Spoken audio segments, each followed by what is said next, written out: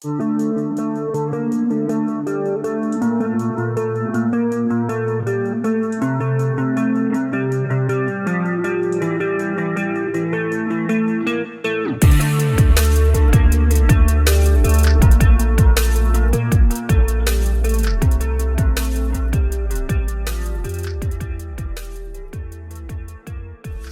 Moon phenomena क्या है? क्या ब्लू मून की रात को चांद में से ऐसी शॉएं निकलती हैं कि जो जानदारों के लिए बहुत ज़्यादा खतरनाक होती हैं?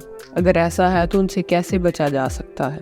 30 अगस्त 2023 की रात इतनी अहम क्यों है? ये सब जानेंगे आप इस वीडियो में। अगर आपने सब्सक्राइब नहीं किया तो कर लें ताकि आपको ये इन्फॉर्मेशनल वीडियोस मिलती रहें। बिस्मिल्लाहिर्रहमानिर्रहीम, अस्सलाम वालेकुम। चांद मज़ाहिर कायनात में से एक मज़हर। चांद का जिक्र हमारी रोज़मर्रा ज़िंदगी में कभी मुहावरे और कभी इस्तारे की सूरत में होता है, लेकिन चांद का जिक्र मुख्तलिफ मज़ाहब की मुक़द्दस किताबों में भी मिलता है, जिनमें शामिल हैं Tao Te Ching, Mormon, Mahabharata, Rigveda, Bible और कुरान पाक। मुसलमानों के लिए चांद की अहमियत कुछ और भी ज़्यादा बढ़ जाती है जब हम वाक़या शक्ल कमर पढ़ते हैं। ये एक अजीम मौजज़ा जो अल्लाह पाक की तरफ से आका करीम अलैहिस्सलातु वस्सलाम को अता फरमाया गया था, जब आका करीम अलैहिस्सलातु वस्सलाम ने अपनी उंगली के इशारे से चांद को 2 टुकड़े कर दिया था।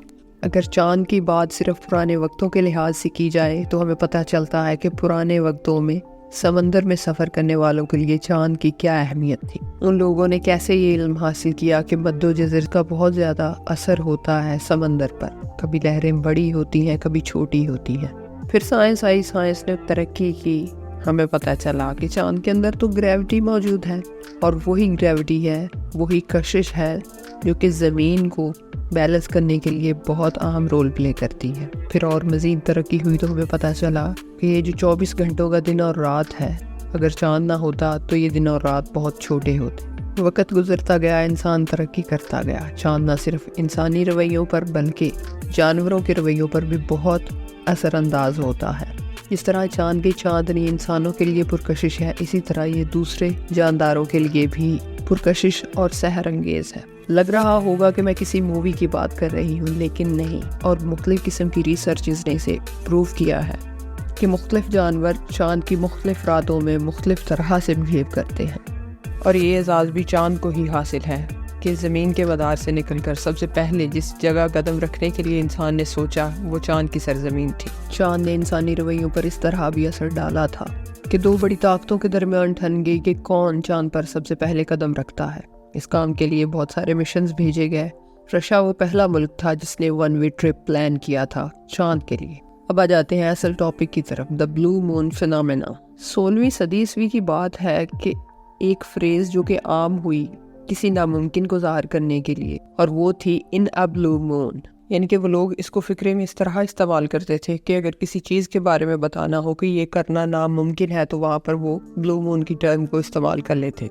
और इस तरह ये ईडियम हमारी ज़िंदगियों में शामिल हुआ। 1883 में इंडोनेशिया में एक ऐसा वाक़या पेश आया जिसकी बिना पर लोगों ने दुनिया में मुख्तलिफ जगहों पर नीले रंग के चांद का नज़ारा किया। वो इसलिए उन्हें नीले रंग का नज़र आया क्योंकि वहाँ पर एक आतिशफ़शां फटा था जिसके धुएं और राख की वजह से आसमान का रंग तब्दील हो गया था। सिर्फ चांद नीले रंग का नहीं हुआ था बल्कि सूरज का निकलना और ग़ुरूब होना भी मुख्तलिफ किस्म का था।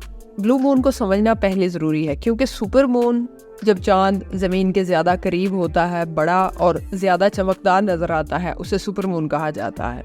लेकिन अगर किसी महीने में 2 पूरे चांद हों, यानी पूनम की 2 रातें हों, 14वीं के 2 चांद हों, तो दूसरे चांद को ब्लू मून कहा जाता है। इसका ये मतलब हरगिज़ नहीं है कि चांद नीले रंग का हो जाता है या चांदनी नीले रंग की हो जाती है। ये सिर्फ एक इस्तिलाह है जो इस्तेमाल की जाती है दूसरे चांद की निशानदही के लिए कि ये एक महीने में दूसरा चांद है। इसी तरह 30 अगस्त 2023 को भी अगस्त के महीने में चूँकि ये दूसरा पूरा चांद होगा इसलिए ब्लू मून कहा जाएगा। ब्लू मून के बारे में अजीबो-गरीब किस्म की राय पाई जाती है दुनिया की मुख्तलिफ सकाफ़तों में। जैसा कि चाइनीज़ सकाफ़त में इसे बैड लक की अलामत समझा जाता है और लोगों का ख्याल है कि ये कुदरती आफत, बीमारी या मौत के आने की अलामत है। जापान में इसके मुतल्लिक़ बिल्कुल चाइना से मुख्तलिफ राय पाई जाती है। जापान के लोग समझते हैं कि ब्लू मून खुशहाली, खुशी और ज़िंदगी की अलामत है, जबकि कोरिया के लोगों का ख्याल है कि ये एक तब्दीली की अलामत है। वियतनाम में इसके बारे में मुख्तलिफ राय इस तरह रखी जाती है कि वो उसे मोहब्बत और मजबूत रिश्ते की अलामत समझते हैं। थाईलैंड में भी इसे एक अच्छी किस्मत की अलामत समझा जाता है।